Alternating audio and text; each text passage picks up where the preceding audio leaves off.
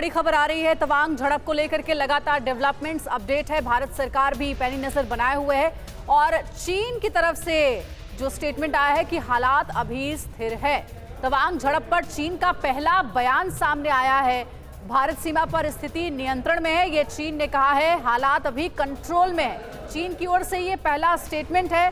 तवांग झड़प के बाद लगातार भारत सरकार भी नजर बनाए हुए हालातों पर बैठकों का दौर भी जारी है और इन बैठकों के बीच में चीन की तरफ से ये बड़ा बयान। देखिए, गौरव अग्रवाल हमारे सहयोगी तवांग के रास्ते से लाइव हमारे साथ जुड़ रहे हैं। तवांग वो जा रहे हैं। गौरव, गलवान झड़प के बाद हमने देखा था कमांडर लेवल की बैठकें कई बार हुई, कई राउंड की हुई ताकि शांति स्थापित की जा सके। वो कोशिश भी उतनी कामयाब नहीं हो पाई। अब एक बार फिर से तवांग झड़प का ये जो पूरा मामला है, मुस्तैदी तो बढ़ा दी गई है, लेकिन इमीडिएट एक्शन क्या होगा भारत सरकार की ओर से, क्योंकि चीन का एक नया स्टेटमेंट आ गया है, कंट्रोल में है सिचुएशन अभी।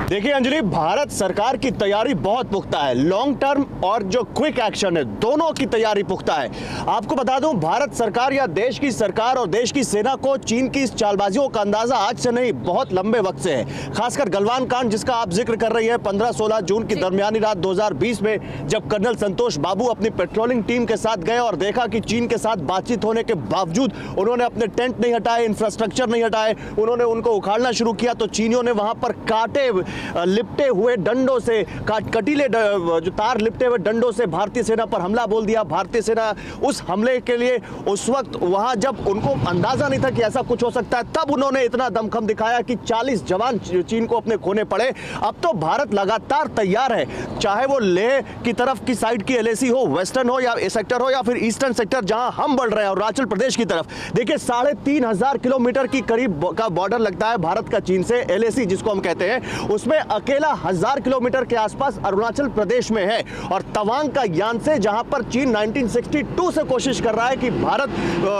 के इलाके को हथियाने की कोशिश करे, वो बार बार दावे करता है, दुनिया में प्रोपेगेंडा फैलाता है कि ये तो अरुणाचल प्रदेश पर भारत ने कब्जा कर रखा, जबकि दुनिया को मालूम है कि कैसे चीन अपना विस्तारवादी रवैया अपनाता है। 14 देशों से उसकी सीमाएं लगती हैं और एक भी देश ऐसा नहीं है जिससे उसकी बनती हो। हर देश की भूमि हथियाने की कोशिश करता है और तवांग में भी उसने कुछ ऐसा ही किया। दुनिया जानती है चीन विस्तारवादी नीति के साथ आगे बढ़ता है। देखिए, अंजू भी हमारे साथ गुवाहाटी से बेस अस्पताल से जुड़ी हुई, उनका रुख करते हैं। अंजू, इसी अस्पताल में तवांग झड़प में जो घायल हुए जवान हैं उन्हें भर्ती कराया गया है। क्या ऐसी कोई जानकारी है कि केंद्र सरकार की ओर से कोई मंत्री मिलने के लिए, हालचाल जानने के लिए पहुंचने वाले हैं?